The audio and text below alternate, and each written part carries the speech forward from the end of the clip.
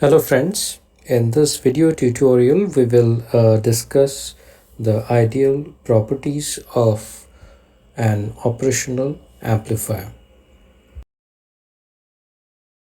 The symbolic representation of an operational amplifier is given like this, in which we have a terminal which is denoted by a negative sign, another terminal which is denoted by a positive sign. Now let us assume a voltage that has been given to the terminal denoted by a negative sign. We usually call that an inverting terminal. Let the another terminal voltage that has been applied to it is V2, and we will call this terminal non-inverting terminal. There is another terminal which provides the output. We will call it the output terminal. And most of the operational amplifiers work on double rail power supply. So this is a positive supply terminal and this is the negative supply terminal.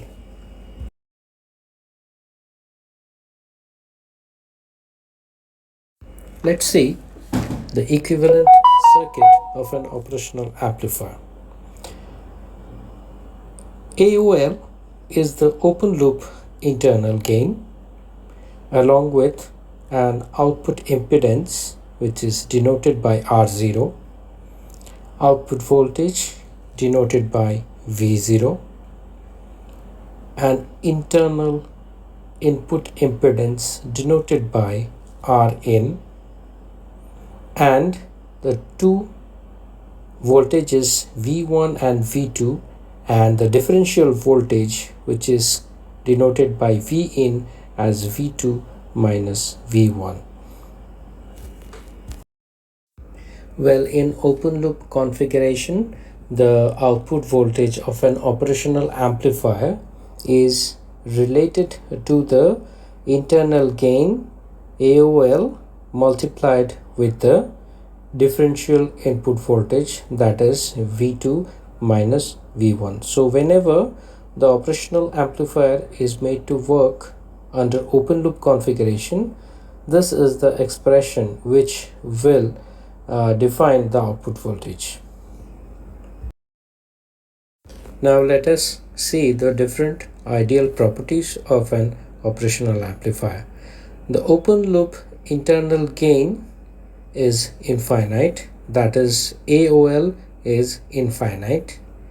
The output impedance R0 is 0. The input impedance Rin is infinite. The bandwidth is infinite. It is having a perfect balance between the two inputs, and the characteristics of an operational amplifier do not drift with temperature. The open loop internal voltage gain, which is denoted by AOL, in case of ideal operational amplifier, it is infinite. It is the inherent property of the operational amplifier. Practically, the infinite voltage gain cannot be realized, but it is seen that the operational amplifiers have sufficiently large open loop voltage gain.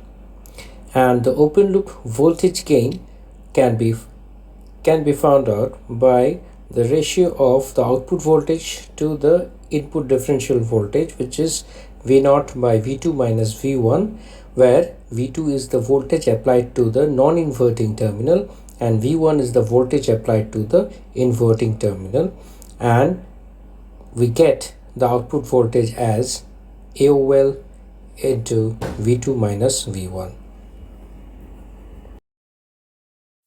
Let us now look into the output impedance, which is for an ideal operational amplifier 0, but in practical cases it is in few 100 ohms. Now, why it should be as minimum as possible? Now, if it is 0, the output voltage is independent of the current drawn from the output as the output impedance is 0. Now let's see if a load is connected at the output, then definitely we will expect a current to flow through the load. Now when the current is traveling out of the operational amplifier, it will create a potential drop across RO.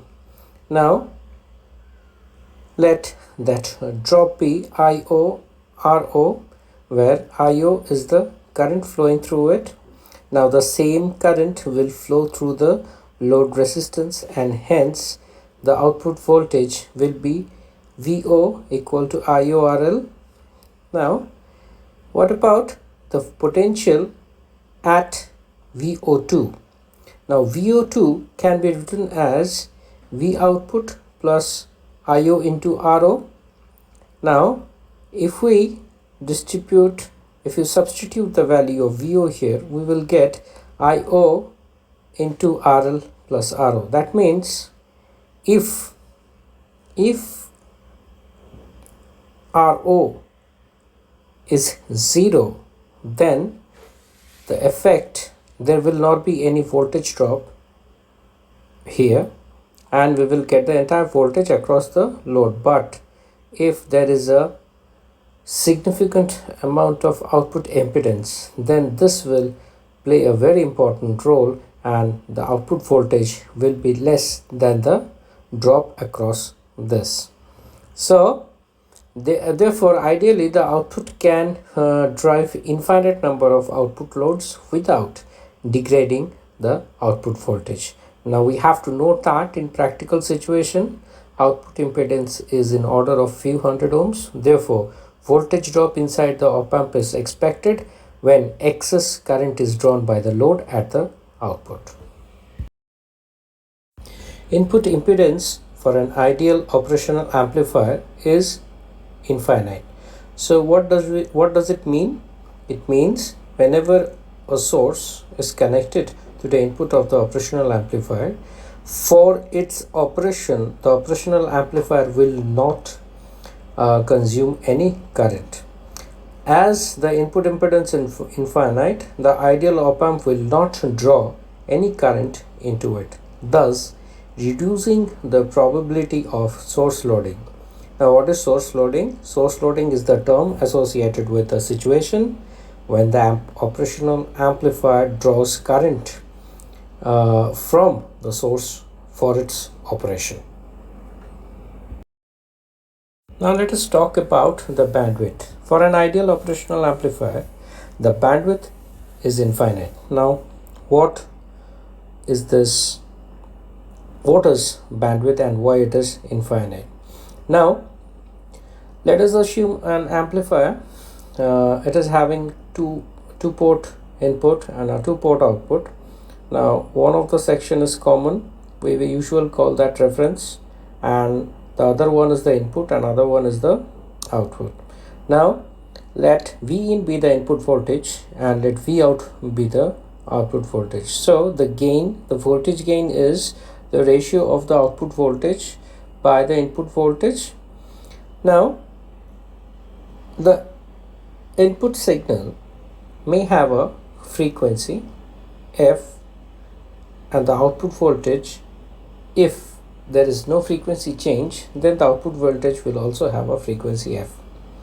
Now when we increase the frequency of the input signal, we will expect the frequency to increase at the output.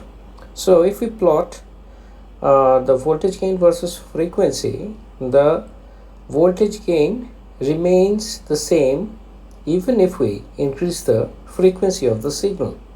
So in the ideal situation, whatever be the frequency of the input signal, the output signal will not degrade and hence will maintain a constant voltage gain across the entire frequency response. Hence we can call the bandwidth of the operational amplifier to be infinite. But in practical situation, it is not infinite. It depends on operational amplifiers.